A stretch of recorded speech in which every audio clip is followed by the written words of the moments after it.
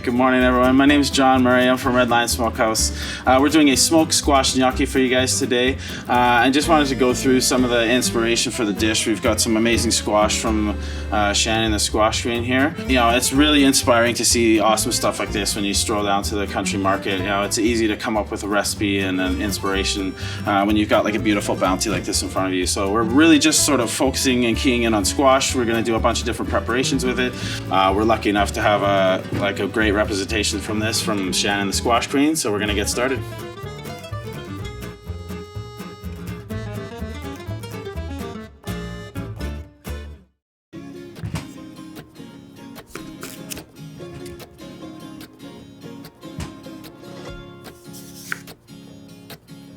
First up, we're going to actually start by peeling up all of our squash. We've picked the butternut squash here just because we want that nice, beautiful orange color when we're done. So we're going to just start by cutting that up. We're going to cut it into a couple different shapes for later use. All of the offcuts we're going to be using as trim for our mash. And then as you can see, we're just doing some fairly precise cutting because we're going to have some squash dice as a garnish and then going into our sauce for later. And then we also have our potatoes going into a pot. We're going to boil those off and we're going to peel those once they're all cooked up.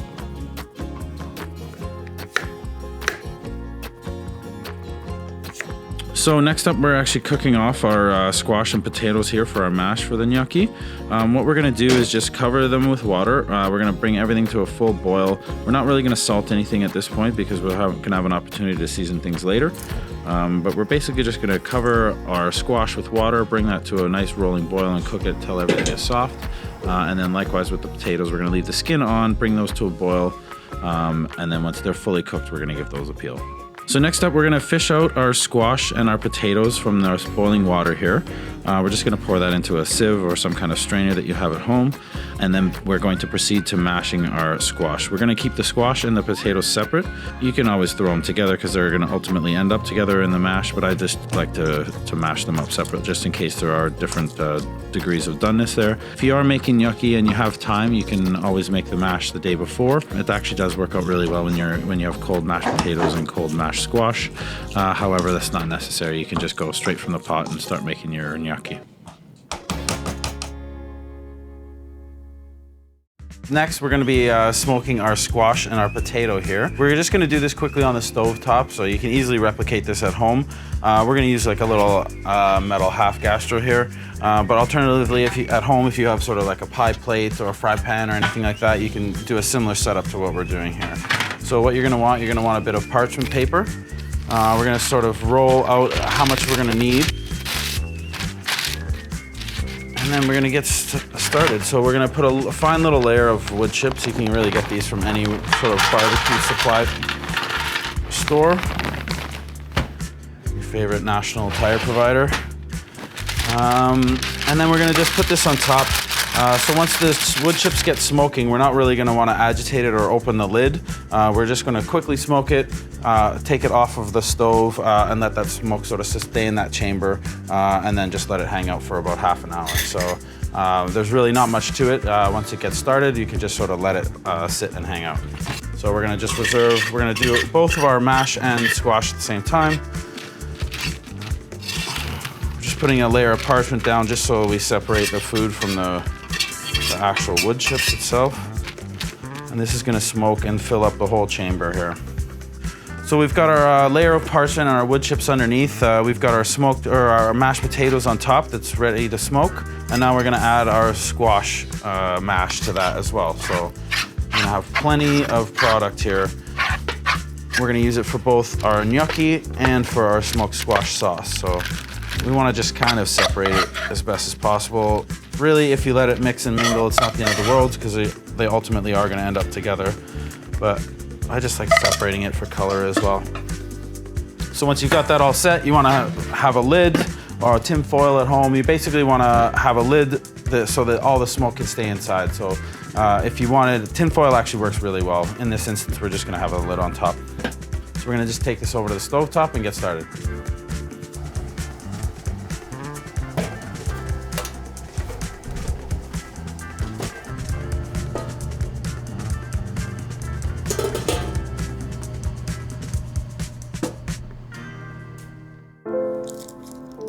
So next up, we're going to be starting with our smoked mash and our smoked squash. We're going to take 300 grams of mashed potatoes and 200 grams of mashed squash. We're going to mix that with 1 egg and 160 grams of Brule Creek flour with a little pinch of salt. We're going to knead that into like a tight little ball.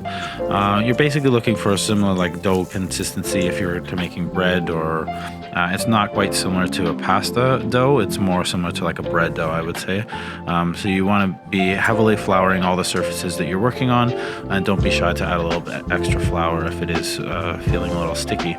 So we're going to take that ball and cut it into quarters. From there, we're going to proceed to roll them out into little tube shapes, and then we're going to cut the gnocchis and get them ready to blanch.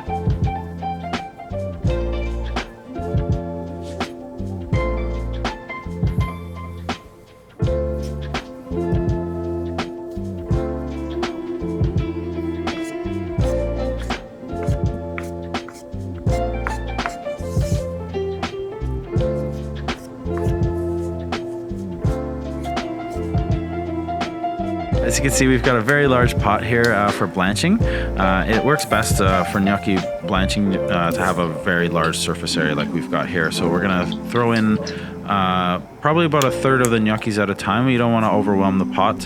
You want to have a nice rolling boil throughout.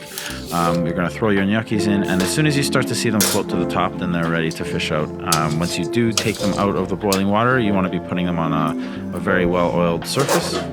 So we're going to go ahead and mix these gnocchis very liberally with oil. Make sure they're really well coated so they don't stick together. We're going to continue the process for 2 more batches, and then you're all set, ready to go to the plate.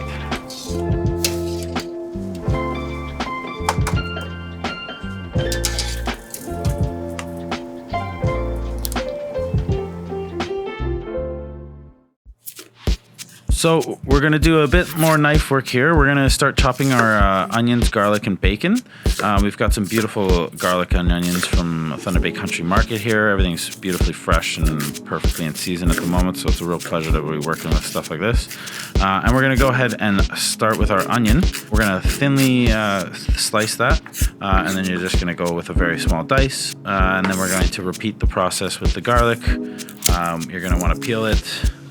Give it a little bit of a mash to get the skin off, and then we're going to go ahead and just give that a fine dice.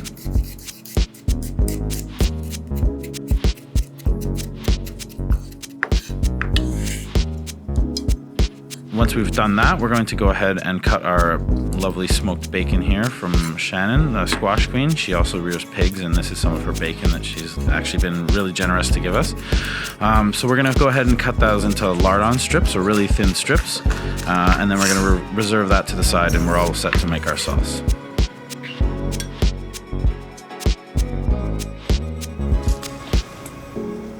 So what you want to do is get yourself a shallow little pan like we've got here. We're going to start off with a generous glug of olive oil, and then we're going to start right away with our onions and garlic. And we're going to give that a really light saute. We don't want to get a ton of color on it. And then we're going to go ahead and add our bacon lardons. We're going to give that a little bit of a saute, let that hang out in the pan for about 1.5 minutes, 2 minutes, and then you're going to be adding your white wine to deglaze the pan with. Once you've added your white wine, we're going to go ahead and add our squash dice and our courgette strips, or zucchini.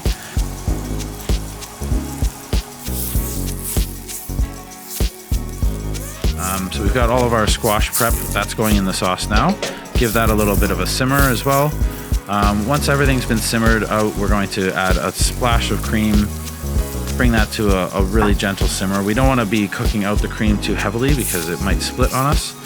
So we just really want to simmer that very, very, very gently. And then at this point, if you want to add a bit of extra seasoning or salt, like salt and pepper, you can. I find that the smoked bacon is already cured and quite salted already. So just make sure you taste your sauce before you go ahead and add any extra seasoning. Once we've simmered that out for a little bit, we're all set and ready to start plating up. All right, so we've got all of our ingredients here and our mise en place, and we're ready to start plating up. So what we're gonna do is dish out a couple spoons of our sauce.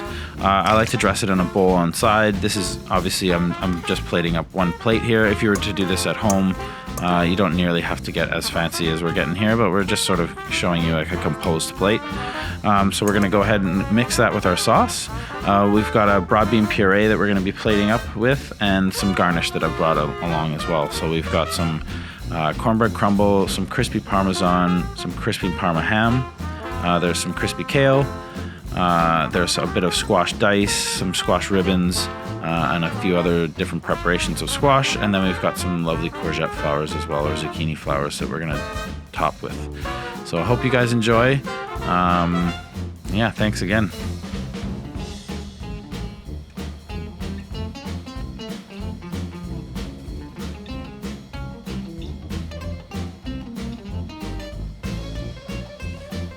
Thanks everyone so much for joining us to learn more about what's in season in Thunder Bay in September. To learn more about local food in Thunder Bay, visit tbayinseason.ca.